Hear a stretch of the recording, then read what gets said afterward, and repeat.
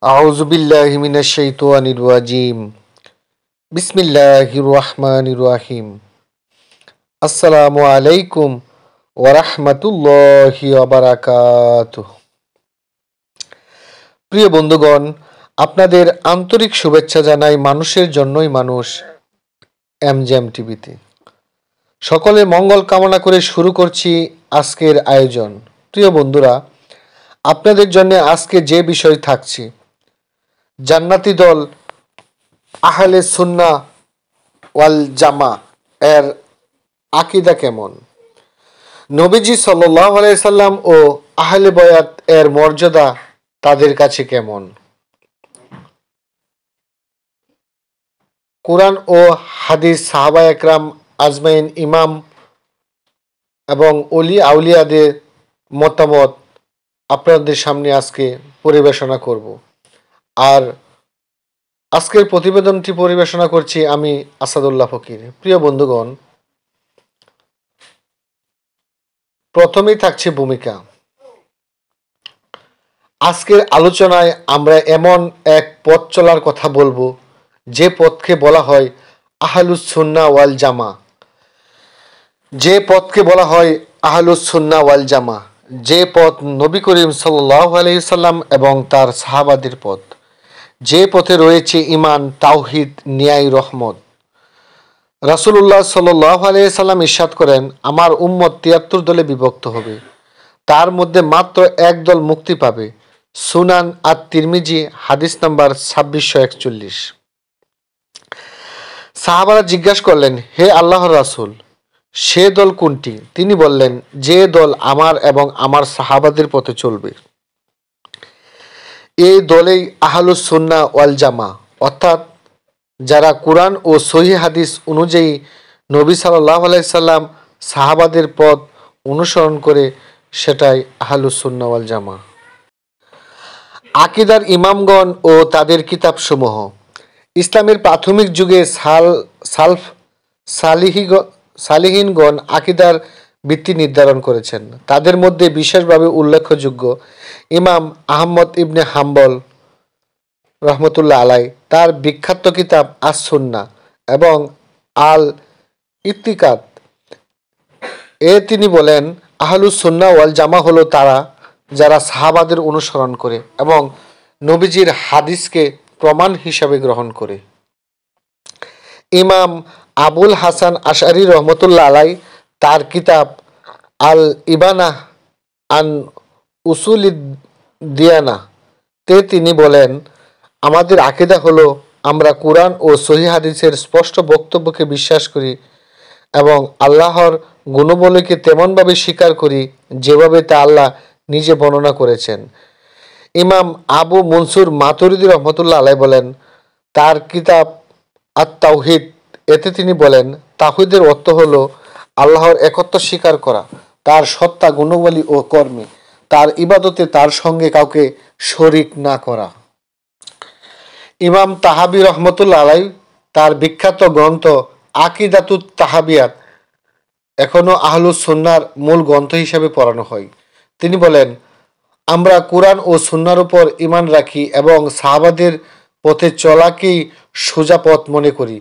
আহলুস সুন্নাহ ওয়াল জামার মূল আকীদাসমূহ, দলিলসমূহ। এখন আমরা একে একে আলোচনা করব মূল আকীদা, যেগুলো কুরআন, হাদিস ও ইমামদের দলিল দ্বারা প্রতিষ্ঠিত। তাওহীদ, আল্লাহ এক, তার কোনো শরীক নেই।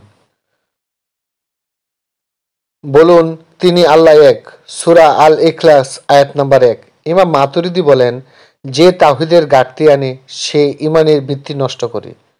২ নাম্বার, আল্লাহর নাম ও গুণে ঈমান, তার মতো কেউ নেই আর তিনি সর্বশ্রোতা, সর্বদ্রষ্টা। সূরা আশ-শুরা আয়াত ১১। ইমাম আহমদ বলেন, আমরা আল্লাহর গুণবলী স্বীকার করি কিন্তু তুলনা করি না, যেভাবে কুরআনে আছে তেমনি বিশ্বাস করি। নবুয়ত ও রিসালাতে ঈমান, আমি তোমার কাছে পাঠিয়েছি রাসূল, তোমাদের মধ্য থেকে যাতে সে তোমাদের জন্য আমার আয়াত পাঠ করি। সূরা আল বাকারা আয়াত 151। ইমাম তাহাবি বলেন, নবী রাসূলদের প্রতি ইমানের মৌলিক স্তম্ভ। কুরআন আল্লাহর কালাম, সৃষ্টি নয়। যদি সমুদ্র কালি হয়ে যায় আমার রবের কালামের জন্য, তবুও তা শেষ হবে না। সূরা আল কাহাফ আয়াত 109। ইমাম আহমদ ইবনে হাম্বল বলেন, কুরআন আল্লাহর বাণী, এটি সৃষ্টি নয়। তাকদিরে ইমান, নিশ্চয়ই আমি সবকিছু নির্ধারণ করেছি এক নির্দিষ্ট পরিমাণে। সূরা আল কমার আয়াত 49। ইমাম আশআরী বলেন, মানুষের কাজ তার ইচ্ছায় হলেও চূড়ান্ত ফয়সালা আল্লাহর ইলম ও কুদরতের অধীনে। সাহাবাদের মর্যাদা ও ভালোবাসা, আল্লাহ তাদের প্রতি সন্তুষ্ট এবং তারাও তার প্রতি সন্তুষ্ট। সূরা আত-তাওবা আয়াত 100। ইমাম তাহাবি বলেন, যে সাহাবাদের ভালোবাসে সে আহলুস সুন্নাহর অন্তর্ভুক্ত, আর যে তাদের প্রতি বিদ্বেষ পোষণ করে সে বিদআতের পথ ধরে আছে। শিরক ও বিদআত থেকে দূরে থাকা, যে আল্লাহর সঙ্গে অন্য কাউকে শরীক করে আল্লাহ তার জন্য জান্নাত হারাম করে দিয়েছেন। সূরা আল মাইদা আয়াত 72। ইমাম ফাউজান বলেন, আহলুস সুন্নাহ ওয়াল জামায়ের অন্যতম বৈশিষ্ট্য হলো তারা বিদআত ত্যাগ করে নবীর সুন্নাহ আঁকড়ে ধরে। মুসলিম সমাজের ঐক্য রক্ষা করা, তোমরা সবাই আল্লাহর রুজ্জু শক্তভাবে ধারণ করো, বিচ্ছিন্ন হয়ো না। সূরা আল ইমরান আয়াত 103। ইমাম আহমদ বলেন, জামাতের বাইরে থাকা বিদআতের সূচনা। আমল ইমানের অংশ। যারা ইমান আনে ও সৎকর্ম করে তাদের জন্য জান্নাত রয়েছে। সূরা আল বাইয়িনাহ আয়াত 7। ইমাম আশআরী বলেন, ইমান শুধু মুখের কথা নয়, এটি বিশ্বাস ও কাজের সমন্বয়। আল্লাহর ওলিদের প্রতি সম্মান ও অনুসরণ।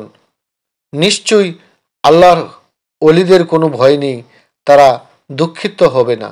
সূরা ইউনুস আয়াত 62। আল্লাহর ওলিদের প্রতি আহলুস সুন্নাহ ওয়াল জামা।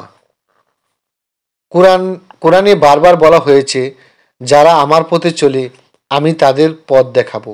সূরা আনকাবুত আয়াত 69। এরা হলো সেই লোকেরা যারা তাওহীদের পথে চলে নবী সাল্লাল্লাহু আলাইহি সাল্লাম এর সুন্নাহ আঁকড়ে ধরে, রাগ, হিংসা, বিদআত, বিভেদ থেকে দূরে থাকে। অতএব আল্লাহর ওলিরা মূলত সেই মানুষ যারা আহলুস সুন্নাহ ওয়াল জামায়ের আদর্শে জীবন গঠন করে। তারা মানুষকে এক আল্লাহর দাওয়াত দেয়, অন্যকে ক্ষতি করে না এবং নিজের রুহানি জীবন আল্লাহর সন্তুষ্টির জন্য সাজায়। উপসংহার। প্রিয় দর্শকবিন্দু, আজ আমরা দেখলাম আহলুস সুন্নাহ ওয়াল জামায়ের আকীদা কুরআন, হাদিস ও ইমামদের বাণীতে ভিত্তি করে কত সুন্দর, পরিপূর্ণ ও ভারসাম্যপূর্ণ। এই পথই হলো নবীদের, সাহাবাদের এবং অলিদের পথ। এই পথেই রয়েছে দুনিয়ার শান্তি, আখিরাতের মুক্তি। আসুন আমরা সবাই এই পথে চলি, বিদআত থেকে দূরে থাকি এবং আল্লাহর সন্তুষ্টির জন্য ইমান, আমল, ঐক্যের দাওয়াত দেই। আল্লাহ আমাদের সবাইকে আহলুস সুন্নাহ ওয়াল জামায়ের সঠিক আকীদার উপর অটল রাখুন, আমিন। প্রিয় বন্ধুরা, আজকের এই ভিডিওতে আহলুস সুন্নাহ ওয়াল জামায়ের বিভিন্ন ইমাম ও কুরআন হাদিস থেকে রেফারেন্স তুলে ধরা হলো। ইনশাআল্লাহ আহলুস সুন্নাহ ওয়াল জামায়ের কিছু আকীদা যেগুলো আমাদের সমাজে প্রচলিত, আসলে কি সেগুলো আহলুস সুন্নাহ ওয়াল জামায়ের আকীদা, তা নিয়ে আগামী পর্বে আরও ভিডিও নিয়ে আসছি। সকলে ভালো থাকুন, সুস্থ থাকুন। আসসালামু আলাইকুম ওয়া রাহমাতুল্লাহি ওয়া বারাকাতুহু।